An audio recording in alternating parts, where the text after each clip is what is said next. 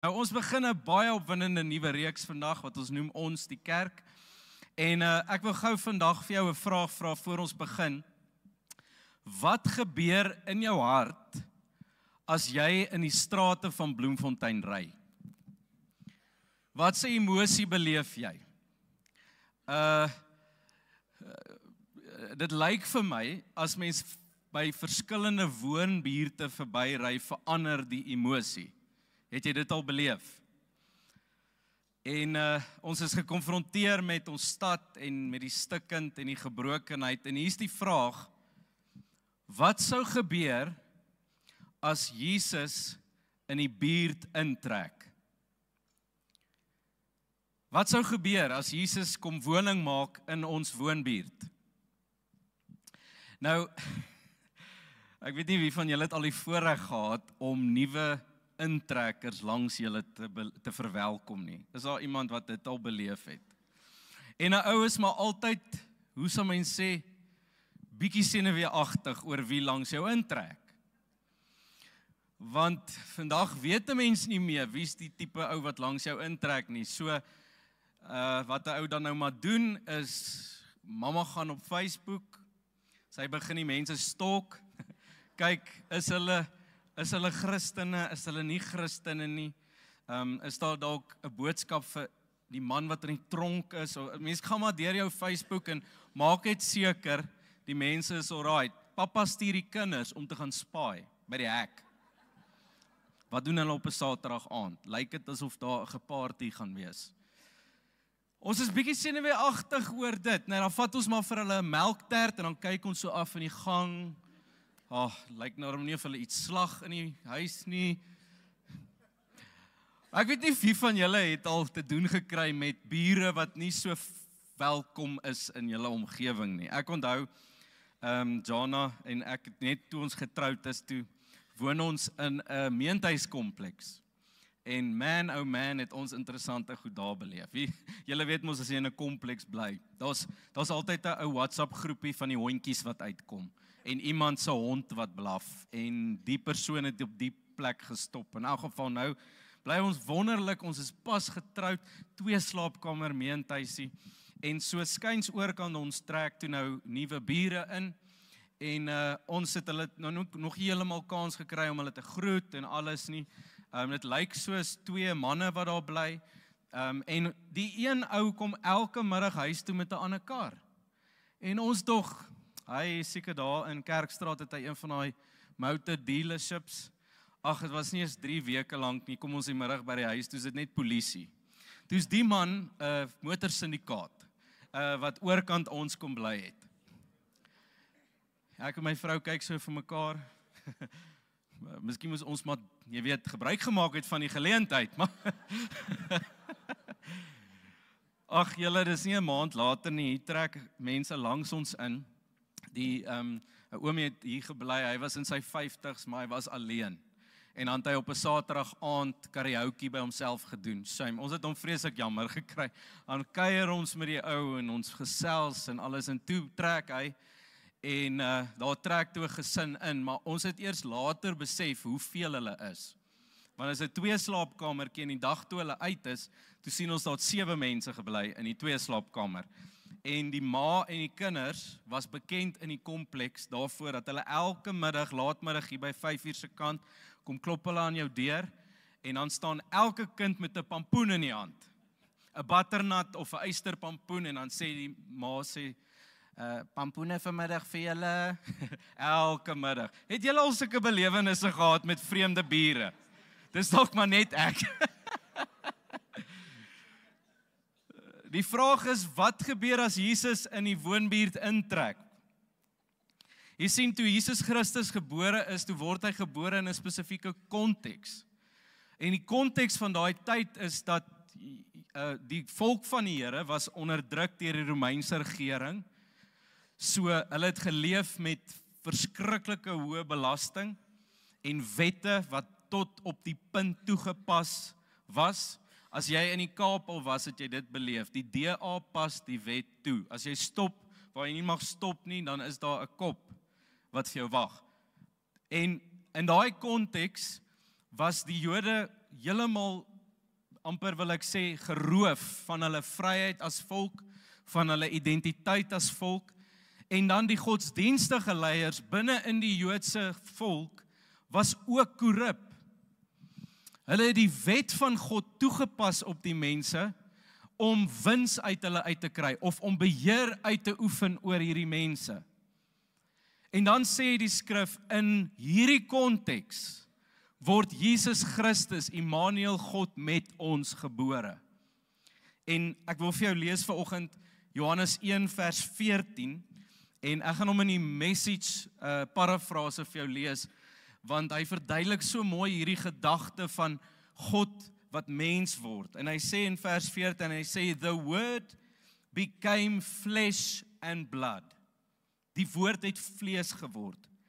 And moved into the neighborhood. We saw the glory with our own eyes, the one of a kind glory, like the Father, like Son, generous inside and out, true from start to finish. Ons hoor dat die woord, Christus, verlaat sy hemelse woning, en hy kom maak woning in ons wêreld. En dan sê hierdie skrif, hy sê, ons het sy heerlikheid gesien. Toe hy intrek in die neighborhood in, toe sien ons die heerlikheid van die Vader in die gesig van Jesus Christus. En ons beleef die feit dat hy vol vrygewigheid is. Die Afrikaans sê vol van genade en oorskryf en sê vol van vrygewigheid, die onverdiende guns van God en waarheid. En die mooiste ding van dit alles is, toe Christus in die woonbuurt kom intrek, toe verander alles. My vraag vir jou vandag is, hoe sal jou lewe geïmpakteer word as Christus kom woning maak in jou woonbuurt, in my woonbuurt, by jou werk, by jou huis, in die res van ons omgewing.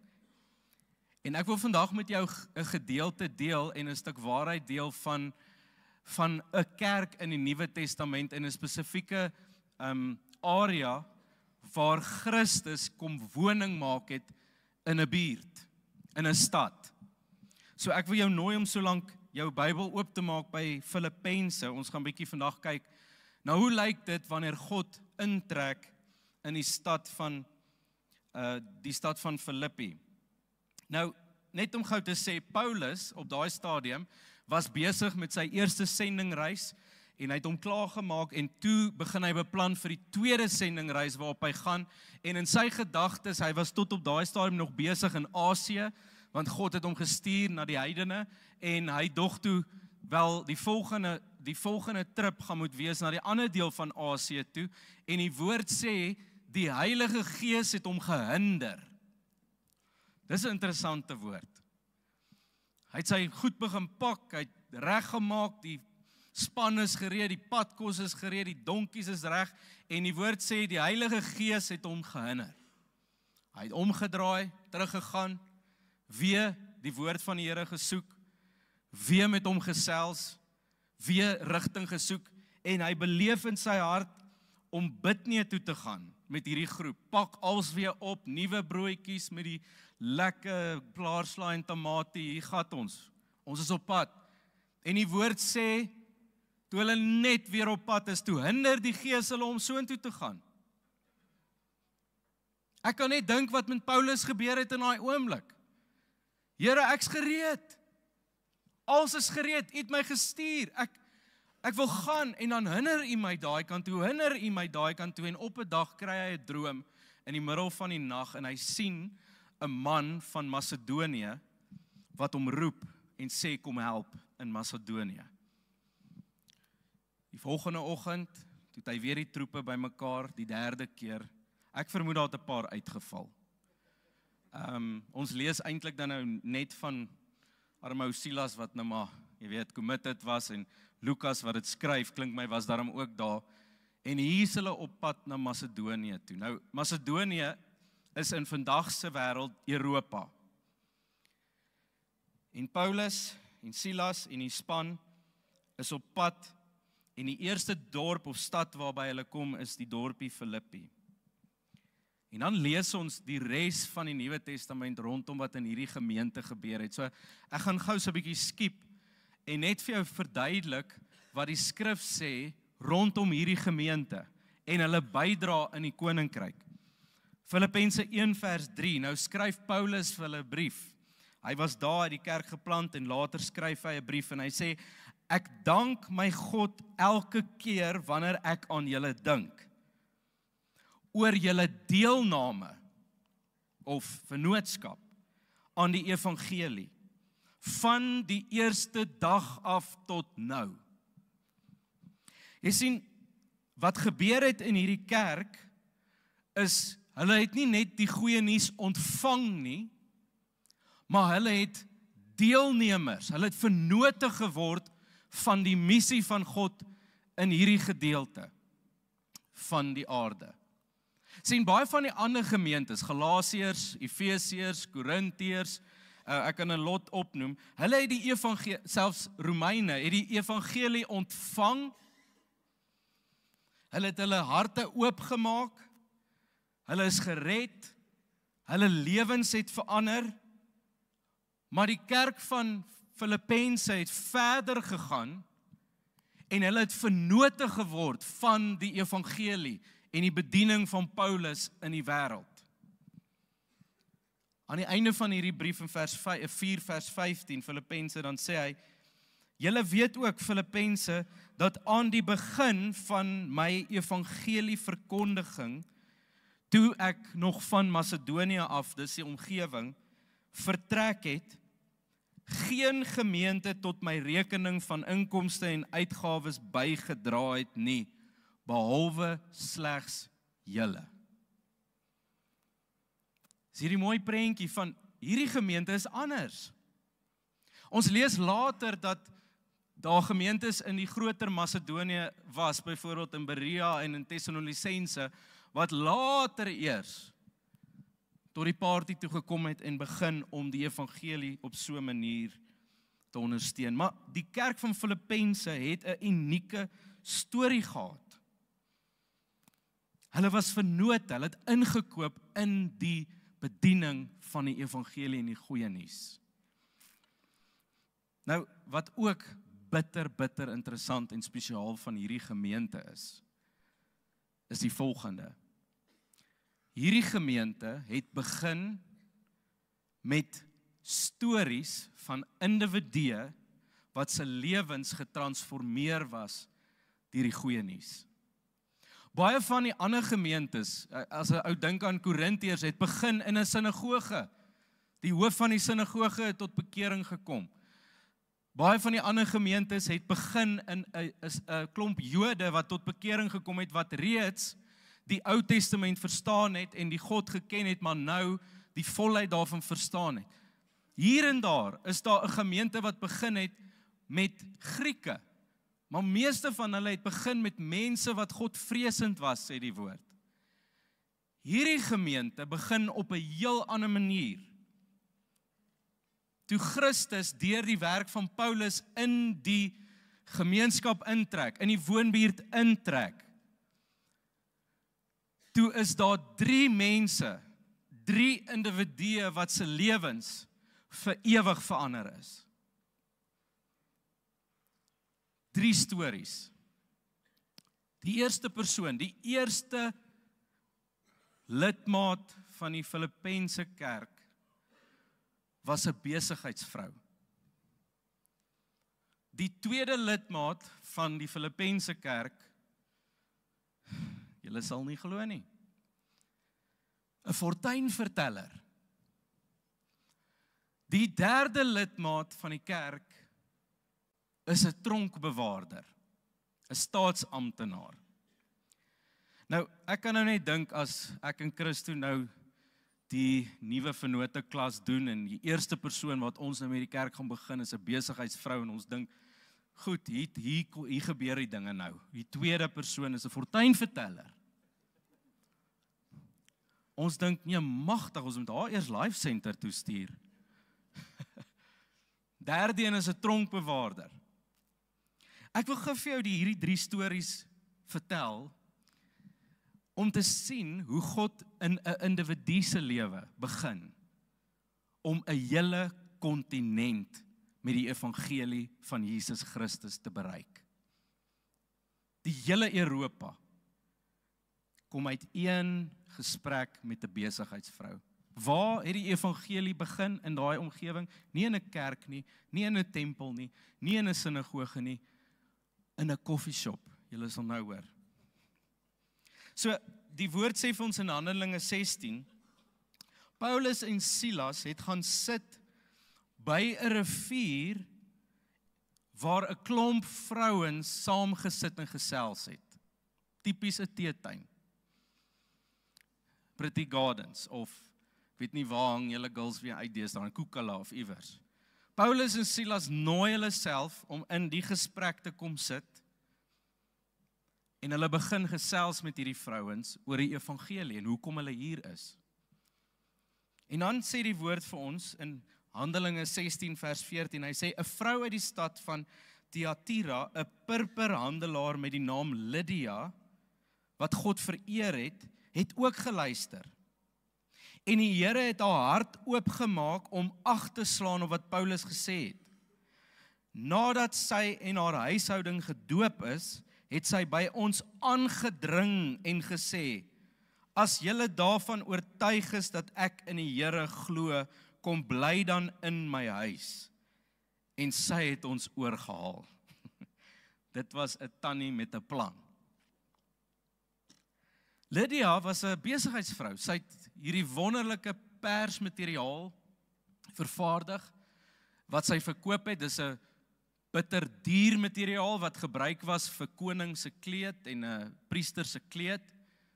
En die woord sê dat sy het haar hart oopgemaak vir hierdie woorde van Paulus en Silas. Nou, punt nommer 1, om 'n vrou in besigheid te gehad het daai tyd was amper ondenkbaar in die Joodse kant van dinge. En selfs in daai omgewing. Maar hierdie girl het moed en krag en deursettingsvermoë gehad om 'n besigheid te begin met hierdie pragtige lappe. En toe die woord van die Here in haar lewe intrek, verander alles. En dit is so interessant, nie net het sy die evangelie gehoor en gereageer en geglo nie, maar sy is onmiddellik na dit gedoop en dan die wonderlikste ding, en haar hele gesin ook. En dan begin sy aandring by Paulus en sê, as julle dink ek's gered, kom bly dan by my. So, die buitebybelse bronne sê vir ons, sy was baie welvarend, en het 10 teenoor 'n groot huis gehad, waar sy menigte mense kon huisves, want die woord sê later, dat die kerk van Filippense het in haar huis by mekaar gekom. So, haar TV-kamer het 'n surround sound gehad, en daar was stoele en genoeg plek vir almal om daar by mekaar te kom, en sy nooi hulle om in haar huis te kom woon. Wat is so spesiaal van hierdie vrou se storie? Punt nommer 1 is, haar hart was oop vir die werk van Christus. Haar hart was gereed om die goeie nuus te ontvang. Nommer 2 is, sy het onmiddellik toe sy die goeie nuus in haar eie lewe beleef het sy haar area van invloed gebruik, wat haar huisgesin was, om die goeie nuus met mense te deel. Die feit dat Christus nou woon in ons omgewing. Sy het ook haar gawe van gasvryheid gebruik, om mense om haar te dien en die kerk te dien. Sy het 'n hart van vrygewigheid gehad. En kom ons sê dan net vir mekaar,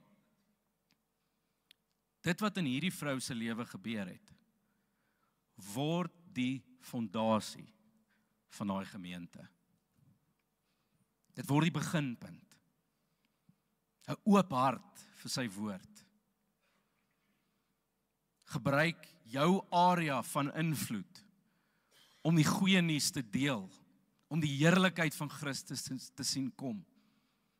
Gebruik jou gawes, dit wat God vir jou gegee het, om 'n spasie te maak sodat mense Christus kan beleef. Maak nie net oop jou hart nie, maak oop jou hande, maak oop jou beursie, sodat Christus sy evangelie in die hele Europa versprei kan word. Dit was die fondasie van hierdie kerk. Die eerste lidmaat. Die tweede lidmaat, nog meer interessant. Ook in Handelinge 16 vertel dit van 'n slavin wat die woord sê sy die gees van waarsêery gehad.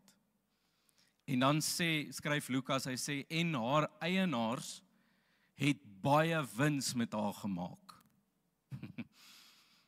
So hulle 10 teen in 'n stalletjie opgesit daar voor Truworths en dan kom die mense. Hulle vra wat gebeur in my toekoms? Sy vryf 'n bal of gooi kaarte of maak 'n tee. Ek weet nie wat sy gedoen het nie, maar die punt van die saak is sy was so gesog dat sy bekend geword het in die omgewing om toekoms te voorspel.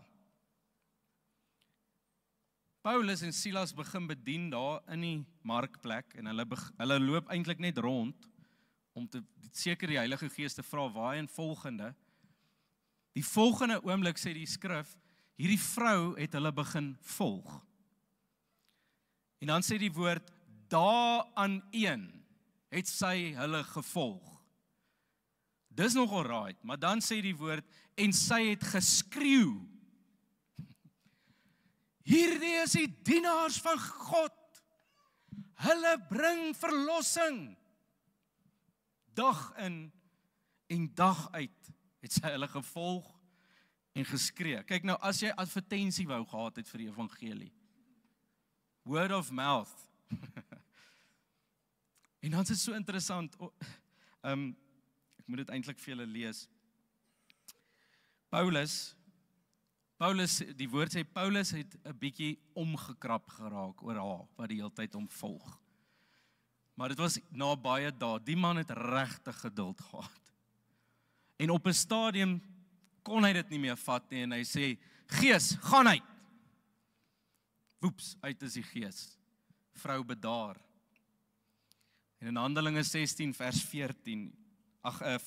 19, hoor wat skryf Lukas, hy sê, toe haar eienaars merk, dat hulle hoop op 'n inkomste daarmee heen was, het hulle Paulus en Silas gegryp en hulle na die markplek gesleep, tot voor die owerhede, en nadat hulle voorgebring het, het hulle vir die stadsbestuurder gesê, hoor hierdie woorde, hierdie mense stook onrus in ons stad, want hulle is Jode. Dit lyk vir my, as Christus in die woonbuurt intrek, dan bring sy mense wat geraak is deur die evangelie, wat hulle gawes gebruik, wat 'n invloed het, dit lyk vir my asof hulle onrus stook in die stad. Soveel so, dat die besigheidseienaars vies raak, dat hierdie klomp mense hulle korrupsie kom uitwys en hulle onderdrukking van hierdie vrou kom uitwys. Die injustice van die omgewing word aangespreek toe Christus instap in daai stad. Dit wat die vyand kom bring het om mense te onderdruk en te beheer en te misbruik en die rykes al hoe ryker te maak, dadelik, toe Christus intrek, toe bring hy dit aan die lig.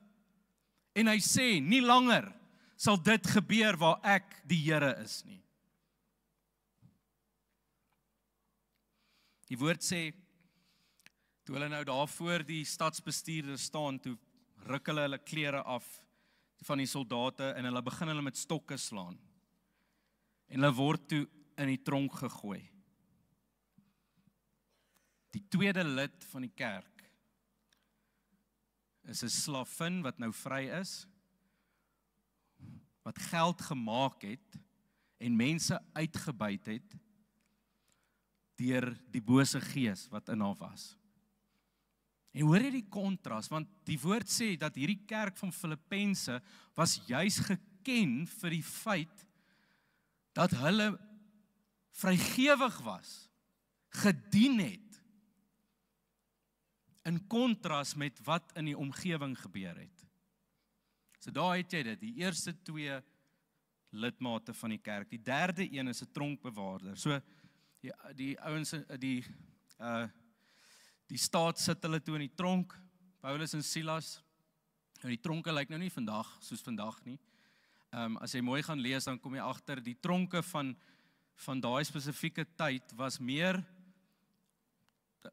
'n tipe van 'n tonnel wat in die ondergrondse sewerage kanale was, waar hulle toegesluit was. So baie van die mense het in die tronk gesterf. En hier word Paulus en Silas hieronder toegesluit en die woord sê, hulle het begin lofliedere sing. Hoe mooi is dit? Hulle sit in die tronk, Christus het in die omgewing ingetrek, en die volgende oomblik word hulle die verteenwoordiging van Christus se teenwoordigheid in 'n tronk. Ek weet nie wat se song het hulle gesing nie.